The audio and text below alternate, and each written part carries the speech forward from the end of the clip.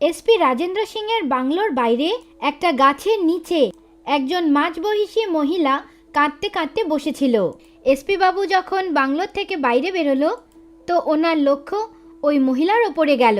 উনি ওনার জিপে বসার আগে ওনার কাছে চলে গেল। কি হয়েছে, আপনি কেন কাঁদছেন? মহিলা বলার চেষ্টা করলো কিন্তু ওনার ঠোঁট নড়ল, কিন্তু কিছু বলতে পারলো না। আর চোখ দিয়ে আবার জল পড়তে লাগলো। চোখের জল থামার নামই নিচ্ছিল না। ভয় পেও না, বলো কি হয়েছে, আমি তোমার সাহায্য করব। বাবু, আমার নাম কমলা দেবী, আমি ডমরু গ্রামের বাসিন্দা। 4 বছর আগে আমার স্বামীর মৃত্যু হয়ে গেছে। আমার একটা 8 বছরের পুত্র যার নাম কুলদীপ, ওকে 10 দিন ধরে খুঁজে পাওয়া যাচ্ছে না। ওর কোনো খবর পাওয়া যাচ্ছে না। ওই তো আমার একমাত্র বেঁচে থাকার উদ্দেশ্য।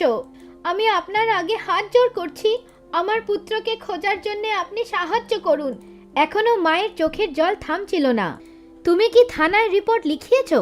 হ্যাঁ বাবু, রিপোর্ট লিখিয়েছি, অনেকবার থানায় গেছি। ছেলের ফটোও আমি থানায় দিয়েছি, কিন্তু আজ অবধি আমার পুত্রকে পুলিশের লোকেরা খুঁজতে পারেনি। সান্ত্বনা দিতে থাকে, কিন্তু আপনি তো জানেন একটা মায়ের ওপর কি হয়। এসপি বাবু এটা জেনে গেল কি কমলার পুত্রকে ভালো করে খোঁজা হয়নি। তোমার গ্রাম ডমরু এখান থেকে 15 কিলোমিটার দূর। এত দূর পুলিশ স্টেশনে কেমন করে আসো?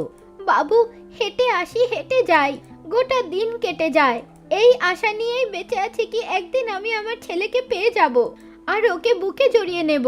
দেখো, আমি নিজে থানায় যাব আর তোমার ছেলেকে খোঁজার জন্যে পুলিশকে লাগিয়ে দেব। এখানে আশেপাশে আর দূর দূরান্ত অবধি খুঁজবো। আচ্ছা এটা বলো, কি ছেলেটা হারিয়ে যাওয়ার পর কেউ কি তোমাকে কিছু বলেছে বা কেউ সাহায্য করার চেষ্টা করেছে? বাবু, আমার পাশের বাড়িতে একজন শাহুকার গজেন্দ্র বাস করে। উনি খুব ধনী ব্যক্তি, কিন্তু খুব খারাপ। ওর মন ভালো না। ও আমার ছেলেটা হারিয়ে যাওয়ার পর নিজে আমার দরজায় এসেছিল। ও কি বলেছিল? ও বলেছিল, চিন্তা করো না, আমি তোমার সাহায্য করব। পুলিশের কাছে গিয়ে কিছু লাভ হবে না। আমার লোকেরা তোমার বাচ্চাকে খুঁজে বের করবে। যদি আমরা তোমার কুলদীপকে খুঁজে আনতে পারি তাহলে তোমাকে আমার কথা মানতে হবে। বাবু, ওর দৃষ্টি ভালো না। বাবু, আমি যখন পুলিশ স্টেশনে যাচ্ছিলাম তখন ওনার লোকেরা আমাকে আটকে দিয়েছিল। আমি ওদেরকে এটা বলিনি কি আমি পুলিশ স্টেশনে যাচ্ছি, আমি বাপের বাড়ি যাওয়ার কথা বলেছিলাম।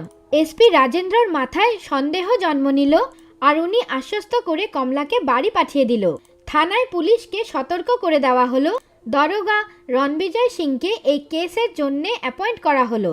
রণবিজয় সিং সবচেয়ে আগে কমলাকে জিজ্ঞাসাবাদ করলো, তোমার পুত্র কুলদীপ কখন হারিয়ে গিয়েছিল? বাবু, 14 নভেম্বরের তারিখে ওর স্কুলের ছুটি হলো, কিন্তু বাড়ি ফিরলো না।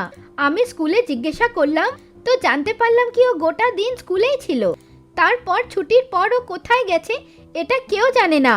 তুমি কি ওই বাচ্চাদেরকে চেনো যে স্কুলের ছুটির পর ওর সঙ্গে করে আসে? হ্যাঁ, পঙ্কজ আর রাজেশ, দুটো বাচ্চা আছে যাদের সঙ্গে ও স্কুল ছুটি হওয়ার পর বাড়িতে ফেরে। ইন্সপেক্টর পঙ্কজ আর রাজেশকে জিজ্ঞাসা করলো তো জানতে পারলো কি সেদিন মাঝ রাস্তায় শাহুকারের লোক রঘু ওকে নিয়ে গেছে। ইন্সপেক্টর রঘুকে ধরে নিল।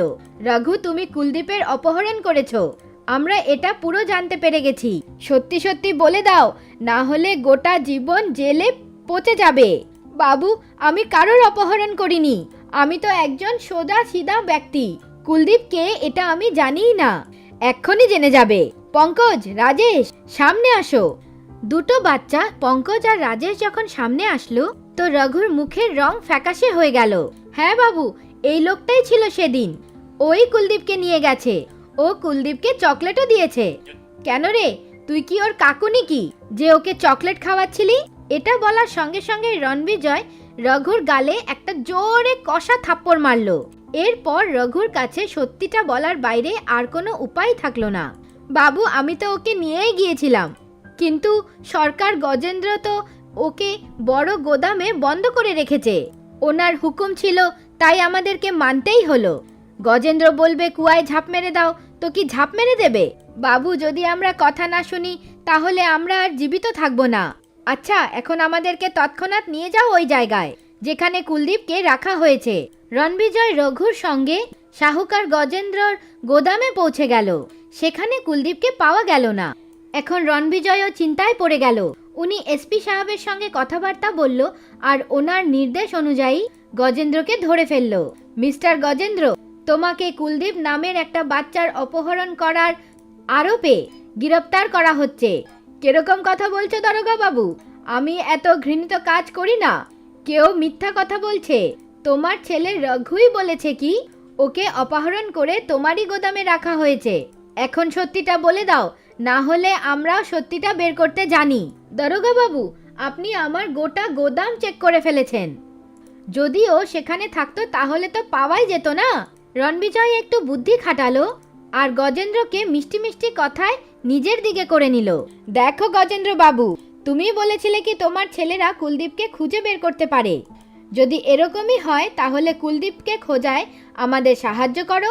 আপনার নামও হবে, চারিদিক থেকে সাবাসী পাবেন। আপনার এই লোক রঘুও ছাড়া পেয়ে যাবে। দারোগা বাবু, যদি কুলদীপকে পাওয়া যায় তাহলে কি সমস্ত কেস বন্ধ হয়ে যাবে? পুরোপুরি বন্ধ করে দেব। কে কি করেছে এটা কেউ জানতেও পারবে না। বুঝে গেলে তো? গজেন্দ্র বিজয়ের কথা মেনে নিল আরও নোটের বান্ডেল আনিয়ে নিল। এগুলো সামলে রাখুন, আমার সম্মুখে কুলদীপকে আনুন, আমি নিয়ে চুপচাপ বেরিয়ে পড়ব। আমার কথা বুঝছো তো? গজেন্দ্র মনে মনে খুব খুশি হয়ে গেল। কিছুক্ষণ পরে শাহুকারের লোক কুলদীপকে নিয়ে উপস্থিত হয়ে গেল। কুলদীপ খুব কমজোর হয়ে গিয়েছিল। দারোগা বাবুকে দেখে ওর সাহস বেড়ে গেল। পুত্র কুলদীপ, চিন্তা করো না, গজেন্দ্র তোমাকে কিছু অসুবিধা তো করেনি। বাবু আমাকে মারতো, ভালো করে খাবার দিত না, আমাকে বেঁধে রেখেছিল। আমাকে একটা গোদাম থেকে সরিয়ে বড় গোদামে বিক্রি করে দেওয়া হয়েছিল। দারোগা বাবু, এখন আপনার উপহারটা নিন আর কেসটা এখানেই বন্ধ করে দিন। আমি কোনো দক্ষিণা নিতে আসিনি এখানে। আমি যেই কাজের জন্য এখানে এসেছিলাম সেটা পুরো হয়ে গিয়েছে। এখন লকআপে যাওয়ার জন্য তৈরি হও। কিরকম কথা বলছো দারোগা বাবু? এমন ঠাট্টা করা ভালো নয়। তখনই এসপি রাজেন্দ্র সিংহ ওখানে উপস্থিত হয়ে গেল। গজেন্দ্রর মাথায় ঘুরিয়ে গেল। গজেন্দ্র, এটা কোনো ঠাট্টা না, এটাই সত্যি। এখন তুমি তোমার কর্মের সঠিক ফল পাবে। মিস্টার গজেন্দ্র, যার মন ভালো হয় তারা ভালো কর্ম করে। যার মনে খোট থাকে তারা এরকমই ভুল রাস্তা নিয়ে নেয়, যেটা তোমরা করেছো। একটা গরিবের বাচ্চাকে অপহরণ করে নিজের নোংরা উদ্দেশ্যকে পূরণ করতে চায়। এখন জেলে থেকে নিজের কর্মের কথা ভাবতে থেকো। অ্যারেস্ট করে নাও ওকে। গজেন্দ্র আর রঘুর হাতে হাতকড়া পরিয়ে দেওয়া হলো আর এসপি বাবু আর দারোগার সঙ্গে থানার দিকে বেড়ে গেল। কুলদীপকে ওর মায়ের হাতে তুলে দেওয়া হলো। মা কুলদীপকে পেয়ে আনন্দিত হয়ে গেল। ওনারা এসপি আর দারোগার সামনে নিজের দুই হাত জোর করে দিল আর বারে বারে ধন্যবাদ জানাতে লাগলো। আপনারা আমার পুত্রকে খুঁজে বের করেছেন, আপনার অনেক অনেক ধন্যবাদ। আমি আমার জীবন ফিরিয়ে পেলাম। আপনাদের এই উপকার আমি গোটা জীবন ভুলবো না। আজও মায়ের চোখে জল ছিল, কিন্তু এগুলো আনন্দের জল ছিল, কারণ আজ ও খুব খুশি ছিল।